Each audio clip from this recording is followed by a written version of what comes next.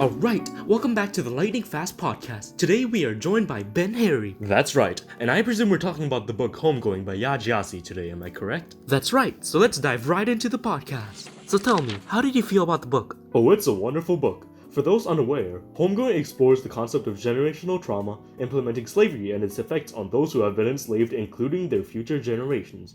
It dives into many interesting and lesser-known topics surrounding the idea of slavery. It was truly interesting indeed. I'm glad to hear you liked it. Oh, on another note, would you say this should be required reading for all high schoolers out there? Well, not necessarily. Interesting, please explain. Alright, well to me, Homegoing was a book that those shouldn't be required reading. It should be heavily recommended to all high schoolers. We've learned from many of the author's interviews, Yajiasi, as to why she wrote the book in the first place. Right. The whole purpose of writing this book was to satisfy her curiosity as to the history of slavery and how it intertwines with people. As to truly experience the curiosity that she did as she wrote the book, I feel like the reader should feel the same way. I wholeheartedly agree with that. Though I have to add, there's plenty of information in there that really did develop a bigger picture in my head about slavery and the sheer impact it had on people. Having not much exposure to slavery itself, I learned a lot. The book really connected to me, but not connected to me. Well said. Moving on, it's only natural that we talk about it, but how did you feel about the progression of the story itself? Oh, I do have to say, I really loved the way the book flowed. The story was presented in a way that was just really different from many other works of literature that I have read in the past. Instead of just following a linear storyline through a single character's life, it explores multiple members from a family from the same bloodline, revealing the greater picture that generational trauma has to offer.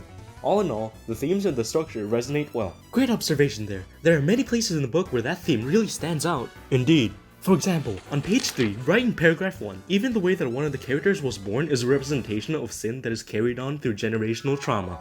The night Effia Otter was born, into the musky heat of Fantasyland, a fire raged through the woods just outside of her father's compound. Yeah, I can see where you're going with that. The fire comes back at multiple points in the book. I believe it's a symbolization of generational trauma itself. As fire destroys the things in its path, it tends to linger around as ash, as it never truly disappears. Right? You know, to expand on that, there is even a representation of sin using fire right at the end of the book as well. The fear that Marcus had felt inside the castle was still there, but she knew it was like the fire, a wild thing that could be contained, as stated on page 300 of paragraph 2. Right, though I suppose that this is where a family member finally conquers the generational trauma and has come to terms with it. You know, it's sometimes crazy to think that slavery still has an impact on us today. Exactly. I feel like the message that Giassi was trying to convey is that the actions of our predecessors can still be impacting us today. It's a good reason for why we should really be trying to dig deeper into our family's histories. Right again. Though I would argue that fire represents more on the side with having to do with the shame and regret of Marcus's family line from having partaken in slavery.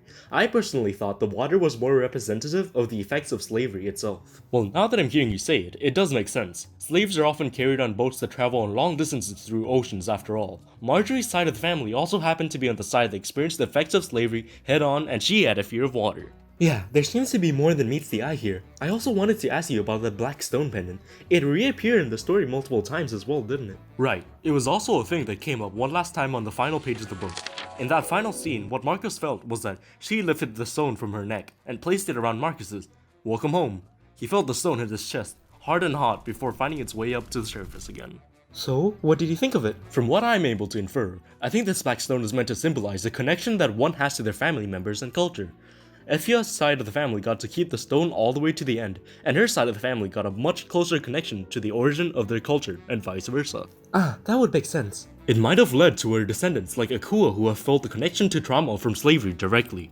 I heard it's actually trendy to be tracking connections and relationships between people in the past nowadays. Well, that's how the whole Kevin Bacon degrees the separation thing came to be after all. You're absolutely right. This book is like the product of that curiosity that Giassi has to offer.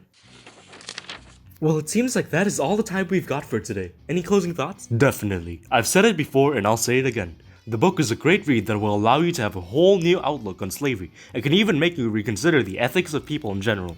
I would recommend it that you go read it sometime. Well, that's it for today. We'll see you all later.